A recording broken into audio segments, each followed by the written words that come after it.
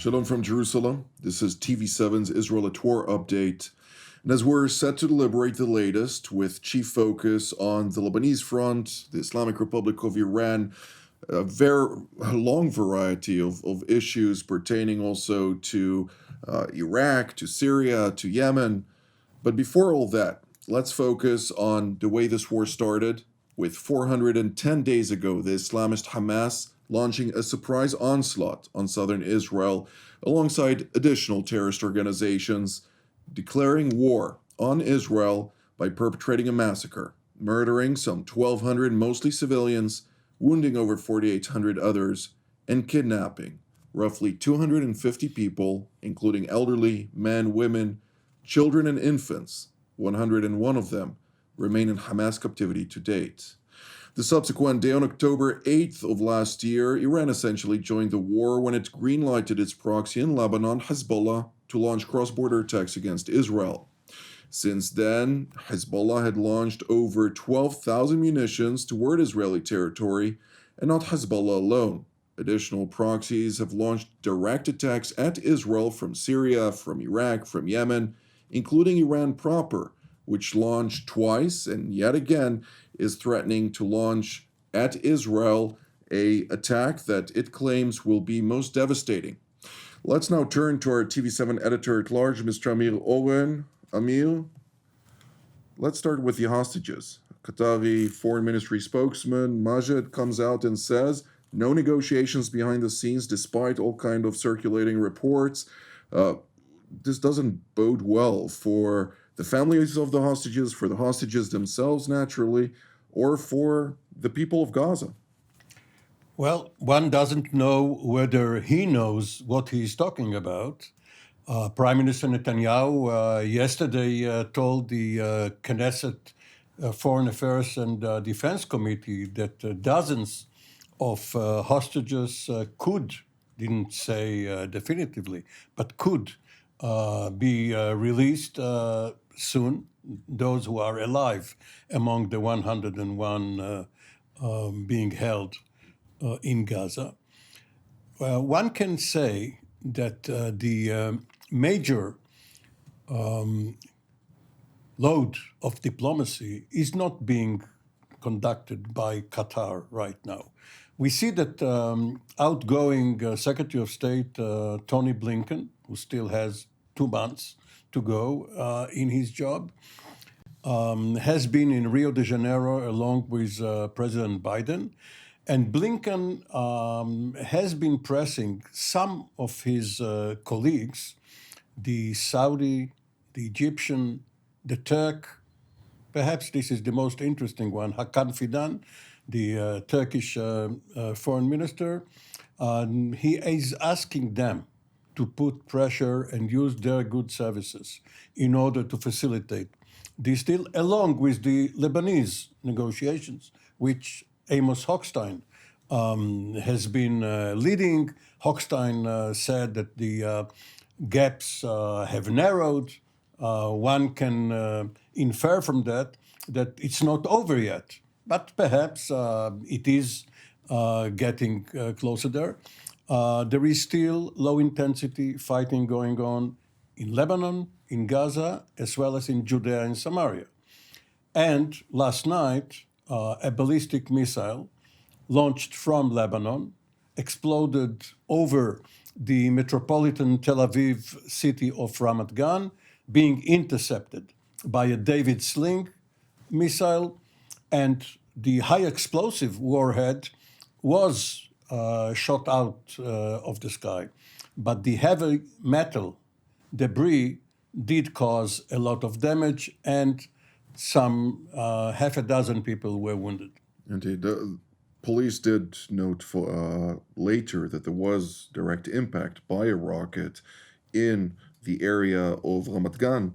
The question, of course, remains to what degree did that also cause all the injuries, but we will come back to our viewers with all of the details in our later updates. But first, I'd like to turn to Brigadier General in Reserve Amnon Sofrin, formerly a head of the intelligence division at Mossad, as well as a senior officer at IDF Intelligence Directorate. It's good to see you, General.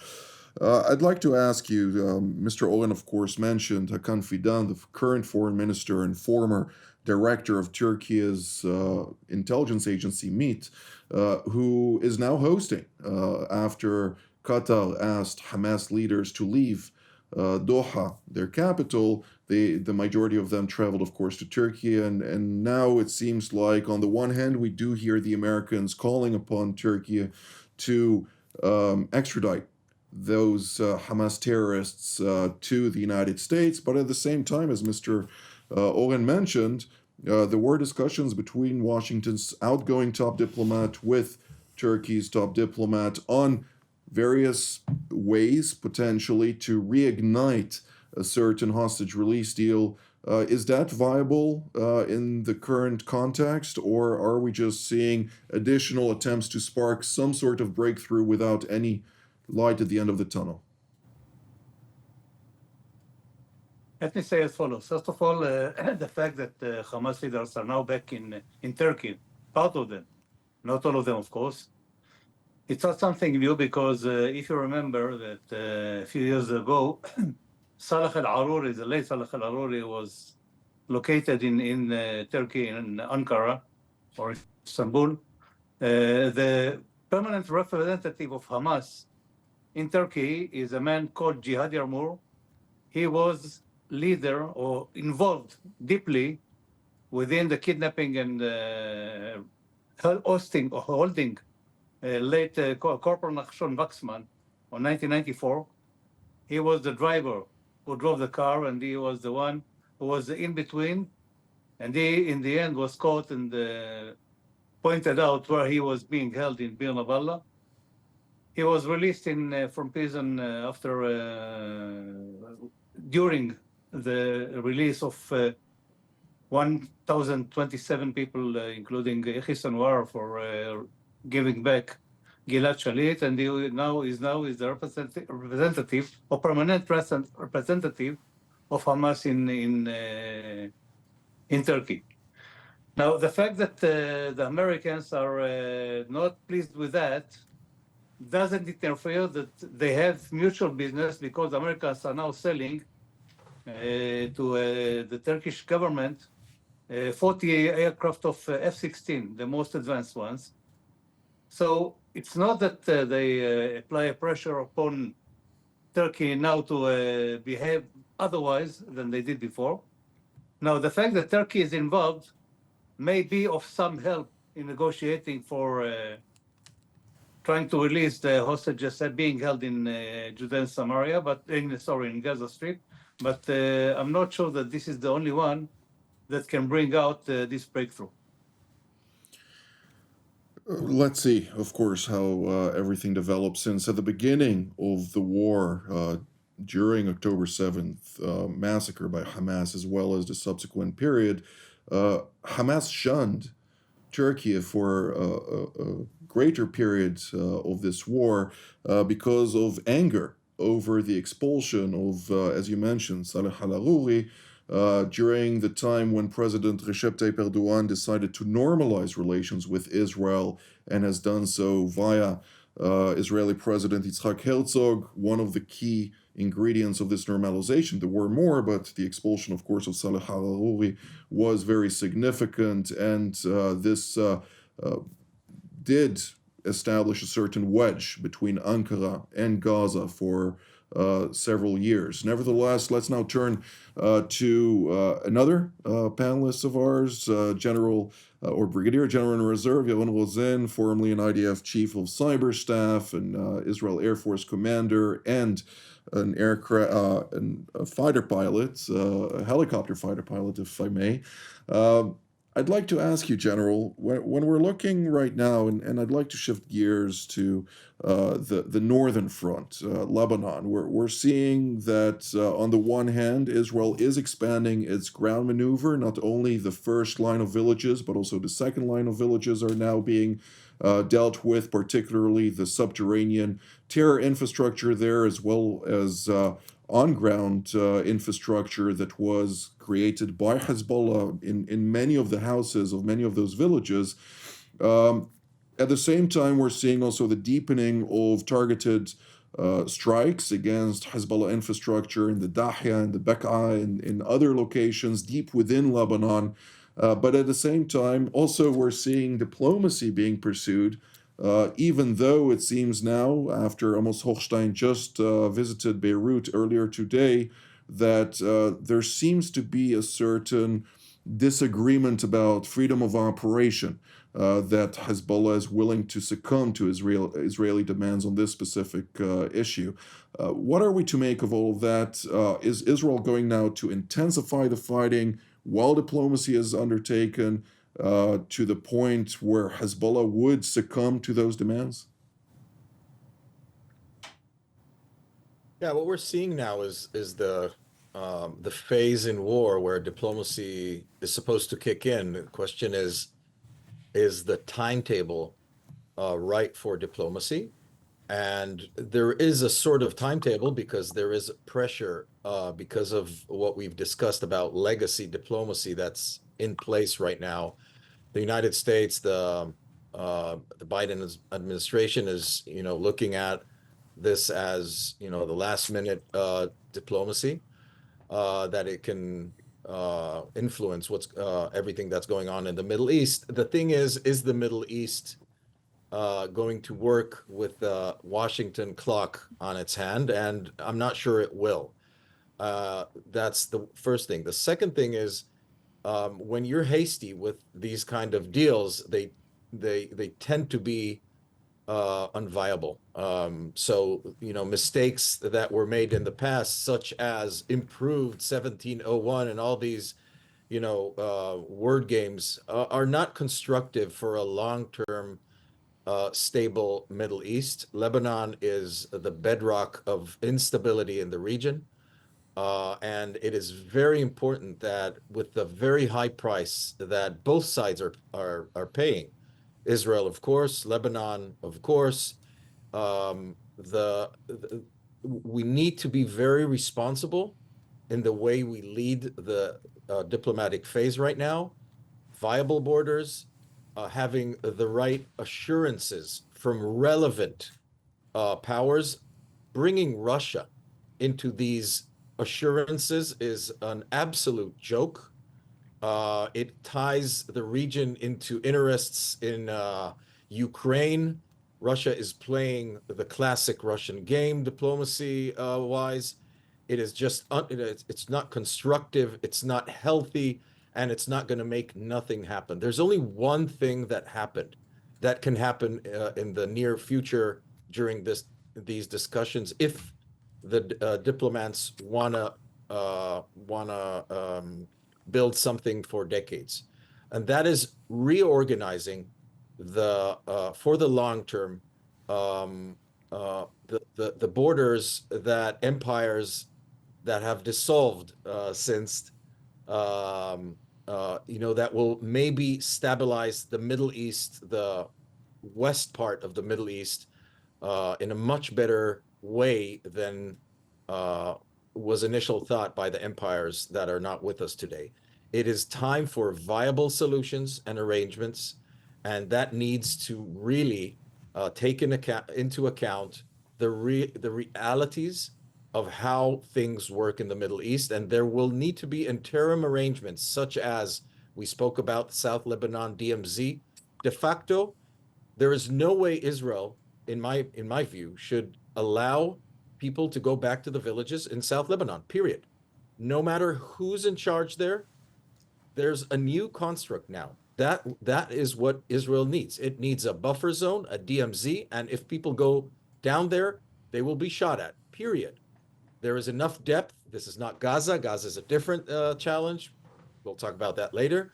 But Israel needs the freedom to fire at will at anyone crossing a certain place. And as we said, the southern DMZ is the price of war and part of rebuilding Israel's deterrence vis-a-vis the whole Middle East. Anyone that starts a war with Israel needs to understand it will pay a price in land. It is very important how we talk to the Middle East in Middle Eastern terms.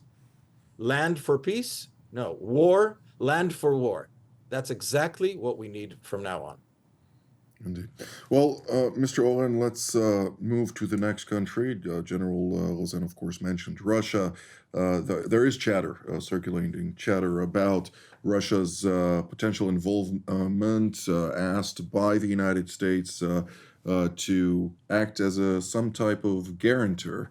Of course, every Israeli security establishment official would probably grin at such a proposition. Nevertheless, Israel is deepening its operational activities against Iranian efforts to transfer munitions through Syrian soil into Lebanon in particular, at a time when also in the area of eastern Syria, particularly in the Al Mayadin, Al Bukamal area, we're seeing a large recruitment of Iranian proxies, if I may call it that way, by the RGC Quds Force, training them, preparing them for something a lot bigger, something that applies pressure, of course, on the Hashemite Kingdom of Jordan and on Israel. Well, the idea of asking for Russian involvement is not so preposterous, especially on the eve of Donald Trump re-entering the White House and trying to use his rapport with Vladimir Putin, perhaps to impose peace on various areas. Now, obviously, it is very difficult to speak about it this week, which is when President Biden has given Ukraine permission to use long-range American missiles to hit Russian forces in the Kursk area. All the while, North Korean troops are entering the fight. It looks like escalation rather than de-escalation. But nevertheless, one must get at least Russian tacit approval for whatever happens, because in the Security Council they can veto any resolution, be it 1701 or an extension of it. At least what they are asked to do is to not interfere. Let the United States give Israel a side letter with assurances. Obviously, it cannot be part of the agreement per se, but Israel must feel reassured that it has freedom of maneuver, that it can fly above Lebanon at will for reconnaissance or, if needed, for striking at the efforts to rehabilitate the Hezbollah power. So in that sense, at least not angering Russia, let's forget the bear cliche, but at least not angering Russia, this is a worthwhile effort. Indeed. Well, General Sofrin, I'd like to take it one step eastward.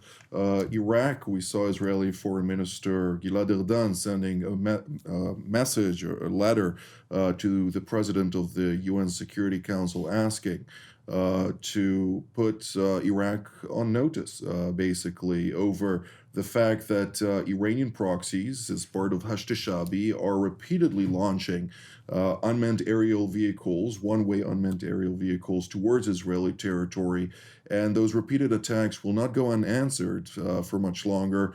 Therefore, I'd like to ask you, to what degree is Israel deliberate in its engagement on the Iraqi file within context of the Seven Front War, of course? The pro-Iranian militias in Iraq intensified very much their attacks on Israel on the last month and even a little bit more. That means that almost on a daily basis, they launch kamikaze UAVs from Iraq into Israel and trying to hit different targets within Israel. That's only part of the picture, because we have a lot of rumors claiming that the Iranians are going to launch the attack on Israel in response to what happened just a month ago, when Israel attacked in Iran. And now they say that the rumors claim that the Iranians are going to launch the attack from the Iraqi soil using these proxies and launching a huge quantity of UAVs, kamikaze UAVs, kind of Shahed 136 and similar to them, into what we call very initial targets within Israel. Now, of course, we are aware of that, and we watch very carefully whether it is being implemented, meaning that weapon systems are being transferred into Iraq and used by these proxies. And the National Security Advisor of Iraq claimed that Iraq is not part of the game. It's not participating in any war. It's not involved totally. But I'm not sure that he's controlling these militias, so it doesn't really oblige them to obey to what he says. And the fact that so far, the only entity within the Middle East that was not attacked by Israel so far is these militias in Iraq. And if they're going to escalate and allow the Iranians or take part, an active part within this Iranian attack from the Iraqi soil, I believe that Israel will not any choice but to pay back and to hit Iraq, even though we endanger the Americans that are still there. And this is maybe the only provision that denies us from attacking right now in Iraq. Indeed. Well, correction to what I noted earlier. I said Foreign Minister Gilad Erdan. What I meant to say is Gidon Sa'ar, of course. And with regard to the Iraqi militias, there is the everyone knows, quote unquote, paradigm in which everybody knows that Hashd Sha'bi is the core influence and power in Iraq this day. And unfortunately, it is wielded by no other than the Islamic Republic of Iran. General Ozen, during a speech made yesterday to the Knesset plenum by Israeli Prime Minister Benjamin Netanyahu, he highlighted that Israel cannot afford Iran pushing forward to the proliferation of nuclear weapons, and therefore Israel will do everything in its power in order to thwart those aspirations. What are we to take from those remarks? I think it's pretty clear that the gates of Israel attacking the Iranian nuclear project have been opened. They have been opened from the last retaliation a month ago. And I think that this changes for the Iranians the whole calculation, the calculus of the Iranians is changing as we speak.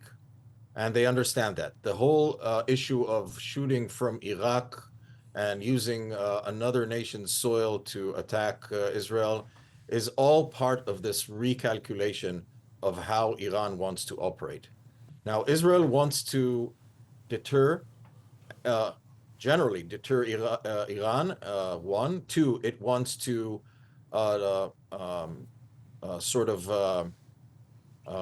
mitigate and preempt all the tentacles of the Iranian firepower that are vis-a-vis the proxies that are threatening Israel on its borders, and it wants to take care of the nuclear project. All these things together lead to Israel needing to recalculate how it operates in the era that we are now, because the main thing is that we are now drawing new lines of retaliation. The previous 3-4 decades with Iran are decades of equations. They do this, we do that. They do this, we do that. There's sort of an equilibrium, don't do too much.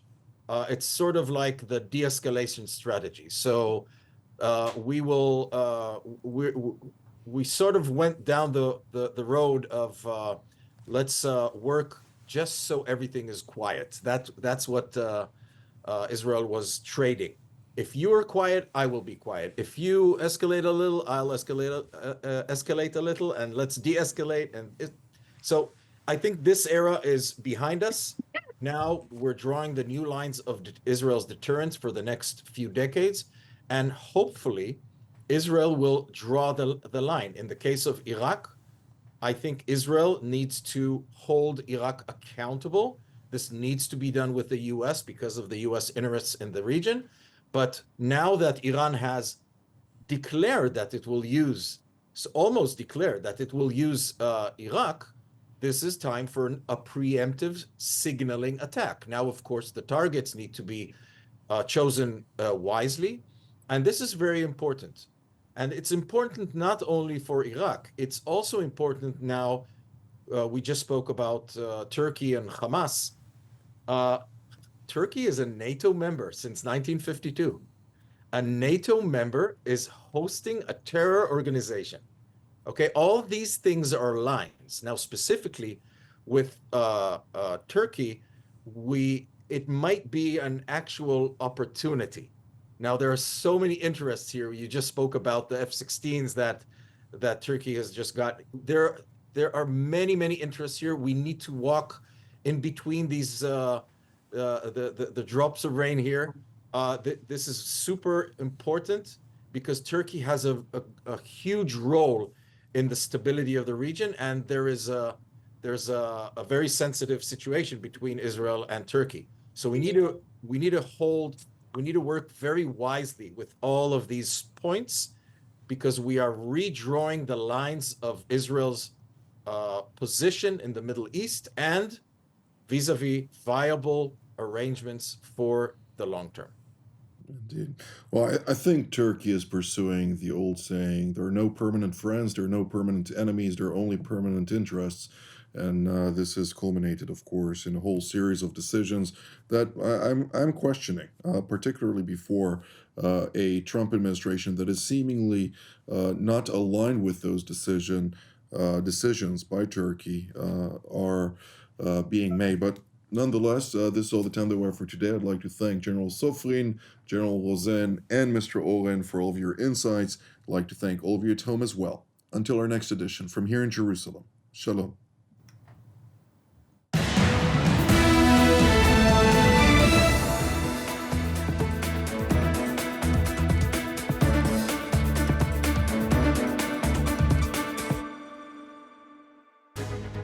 My name is Doron Gavish, and my background, 30 years of serving in the Israeli Air Force.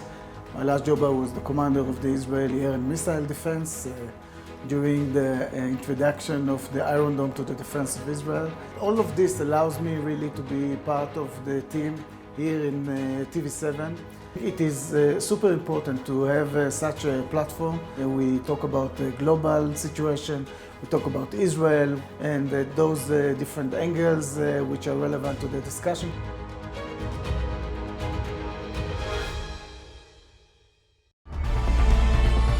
Jerusalem Studio, now available on Spotify.